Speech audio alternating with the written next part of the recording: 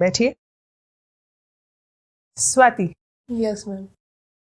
अपने विषय में बताइए। मैम मेरा नाम स्वाति जैन है। मैं उत्तर प्रदेश ललितपुर की निवासी हूँ। मेरा 10th 12th एंड ग्रेजुएशन तीनों ललितपुर ज़िले से ही हुआ है। ग्रेजुएशन में मैंने history and political science subjects लिए थे।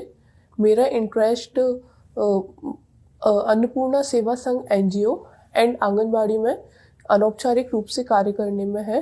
एंड इसके अलावा painting landscapes and experimental cooking, ये भी मेरी हॉबीज़ में शामिल है। Experimental cooking? Yes ma'am.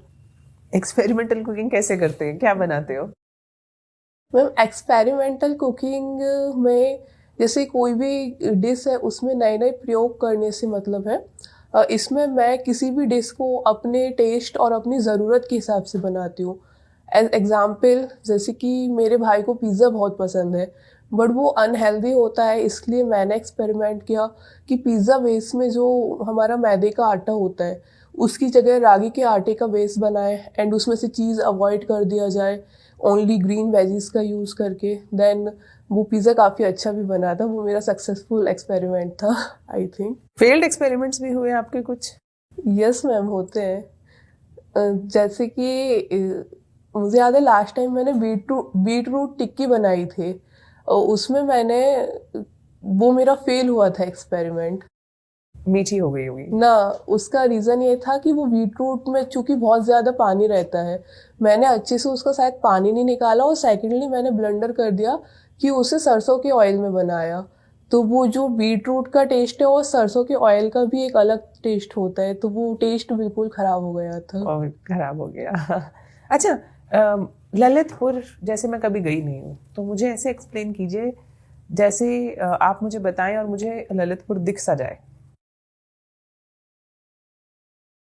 Ma'am firstly तो यदि आप किसी मेट्रोपॉलिटन सिटी से हैं, वहाँ से आप ललितपुर जाएंगी तो उसे बहुत शांत, कम भीड़ भाड़ वाला और स्वच्छ शहर के रूप में है, क्योंकि वहाँ की पॉपुलेशन डेंसिटी बहुत कम है। सेकंड पॉइंट मैम, ललितपुर का अपना कल्चरल हेरिटेज है, जैसे कि देवगढ़ दशावतार मंदिर हो गया, नीलकंठेश्वर हो गया, कचनार का किला हो गया। तो वो चीज़ें ललितपुर में बहुत देखने को मिल सकती हैं। थर्ड मैम, यदि वहाँ की हम परंपराओं की बात करें तो राई डांस जो हो गया, वहाँ का फोक डांस है राई, और एक उर्स का मेला लगता है ललितपुर में। तो ये बहुत वहाँ का मतलब सामाजिक सौहार्द वगैरह बढ़ाता है। उर्स किस उपलक्ष्य में मनाया जाता है? मैम उर्स ये ऐसा माना जाता है कि कोई भी जो मुस्लिम संत है, एक उनकी मृत्यु के उपलक्ष्य में मनाया जाता है। इस दिन दरगाह पर चादर चढ़ाई जाती है।